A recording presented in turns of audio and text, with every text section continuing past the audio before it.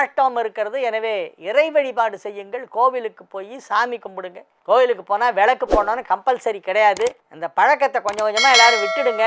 கோவிலுக்கு போய் சாமி கும்பிடுங்க. விளக்கு எல்லாரும் ஏற்றணும்னு யார் சொன்னா உங்களுக்கு? அப்படிலாம் அவசியமே இல்லை. கோவிலுக்கு போனால் சாமியெல்லாம் சுற்றி வரணும், கடவுளை வேண்டிக்கணும், மனசுக்குள்ளே கடவுளுடைய திருநாமத்தை சொல்லணும். பெருமாளே கோவிந்தா நாராயணா என்னை காப்பாற்றுப்பா, என் அப்பனே நல்லபடியாக வச்சுக்க என்ன அப்படின்னு சொல்லி பிரார்த்தனை பண்ணிவிட்டு அப்படியே சுற்றிட்டு ஏதாவது கொஞ்சம் ஒரு பூ, அலங்காரத்துக்கு தேவையான புஷ்பம் ஏதாவது வாங்கிட்டு போங்க. மாலை இல்லைன்னா ஒரு முழம் மல்லிப்பூ ஏதாவது பூ வாங்கிட்டு போங்க. அதை கொடுங்க அர்ச்சகர்கிட்ட. சாமிக்கு இந்த பூ வச்சுருங்கன்னு சொல்லுங்கள். அவர் சாமி மேலே போட்டுருவார். அதை இறைவனுக்கு ஏதாவது மலர்களை வாங்கி கொண்டு போய் சமர்ப்பிக்க வேண்டும். பெருமாள் கோயிலுக்கு போனால் துளசி வாங்கிட்டு போகணும். சிவன் கோயிலுக்கு போனால் வில்வம் வாங்கிட்டு போகணும். எல்லாரும் ஒரு நெய் மாதிரி ஏதோ ஒரு பொருளை விளக்க ஏற்றிக்கிட்டு அங்கங்கே சுற்றிட்டு இருக்காங்க. அதெல்லாம் பண்ணாதீங்க. நான் இன்னொரு ஐடியா சொல்கிறேன். இதை எல்லாரும் ரொம்ப கொஞ்சம் சீரியஸாக யோசிச்சு பாருங்கள். திங்க் பண்ண வேண்டிய ஒரு விஷயம் நான் சொல்கிறது. நான் என்ன சொல்கிறேன், கோவிலெல்லாம் என்ன பண்ணனா ஒரு பெரிய ஒரு ட்ரம்மு இல்லைன்னா ஒரு எவர் சிலரில் ஒரு பெரிய அடுக்கு மாதிரி வச்சிடணும். பெரிய அளவில் ஒரு 100 லிட்டர் பிடிக்கிற சைஸுக்கு பெருசாக ஒன்று வச்சுட்டு, இல்லை டின்னில் மேலே ஃபனல் வச்சிடணும். அதில் நல்லெண்ணெயை இதில் ஊற்றவும், நெய் இதில் ஊற்றவும்,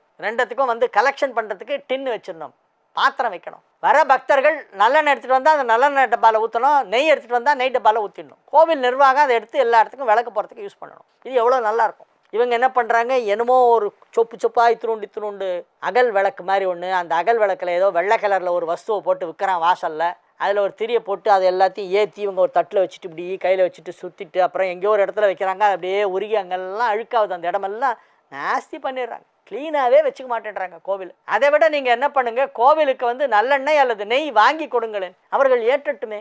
மூலவர் சன்னதி மற்ற சுத்து கோவில் பிரகாரத்தில் இருக்கிற சன்னதிகள் எல்லாத்திலையும் விளக்கு ஏற்றுறதை அவங்க பண்ணணும். நீங்கள் அதுக்கு எண்ணெயாவோ அல்லது நெய்யாவோ வாங்கி டொனேஷன் பண்ணணும். நன்கொடையாக கொடுக்க வேண்டும். அந்த மாதிரி செய்யுங்க. ஒரே கோவிலுக்கு உள்ள சாமியை சுற்றி நல்லா விளக்கு எறியணும். அந்த விளக்கு வெளிச்சத்திலே நம்ம சாமி அப்படியே ஜெகஜோதியாக பார்க்கணும். அந்த மாதிரி உள்ள நிறைய விளக்கெல்லாம் போட சொல்லுங்கள். வெளியில் பிரகாரத்தில் சன்னதிக்கு பின்னால் சைட்லலாம் அங்கங்கே விளக்கை ஏற்றி வச்சு அதெல்லாம் ஒழுகி கருப்பாக ஆகி கரையாக ஆகி அது ஒரு கோயிலில் சுற்றும் போது அங்கே லேசாக கொஞ்சம் ஸ்லிப்பாச்சு. என்னன்னு பார்த்தா அங்கே எண்ணெய்லாம் வழிஞ்சு ஓடுது. பத்திரமா பிடிச்சிட்டு தாண்டி வந்தேன் அந்த இடத்த. சன்னதிக்கு பின்பக்கம் ஏற்றி அவ்வளோ ஏற்றிருக்காங்க.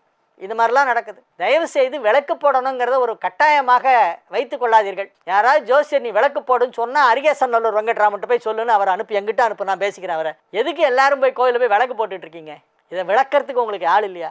நான் விளக்கி சொல்லிட்டேன். இப்போ புரியுதா? விளக்கு போடுறது கட்டாயம் அல்ல, ஆனால் சாமி கும்பிட்றது கட்டாயம். எல்லாரும் டெய்லி கோயிலுக்கு போங்க. விளக்கெல்லாம் நீங்கள் போடாதீங்க. ஒரு பாட்டில் நல்லெண்ணெய், சுத்தமான செக்கில் ஆட்டின நல்லெண்ணெயை வாங்கி கொடுங்க. கோவிலில் பூஜை பண்ணுறவர்கிட்ட கொடுத்து, ஐயா இந்த எண்ணெயை ஃபுல்லாக விளக்கில் ஊற்றுங்கன்னு சொல்லுங்கள். அவர் எல்லா விளக்குலையும் ஊற்றிட்டு காலி பாட்டில் கொண்டு உங்கள்கிட்ட கொடுப்பாரு. அந்த மாதிரி பண்ணுங்கள்.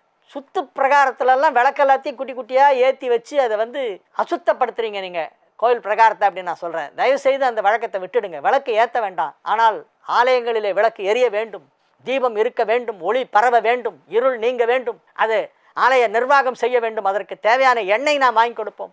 எண்ணெய் தான் வேணும், வாங்கி கொடுங்க. நெய்யோ எண்ணெயோ, நல்லெண்ணெய் தான் பெஸ்ட்டு விளக்கேற்றுறதுக்கு. 2ஆம் இடத்துக்கு தான் நெய் வருது. அதனால் அதை வாங்கி கொடுங்க, ஏற்றட்டும். இந்த குட்டி குட்டியாக விளக்கை ஏற்றி பக்கமாக ஏற்றி வைக்காதீங்க. சன்னதி உள்ள நல்ல ஜெகஜோதியாக விளக்கு எறியணும். அதுக்கு எண்ணெய் வாங்கி நன்கொடை பண்ணுங்கள். உங்களால் 1 கிலோ நல்லெண்ணெய் வாங்கி கொடுக்க முடியாதா? இல்லை 1/2 கிலோ வாங்கி கொடுங்க.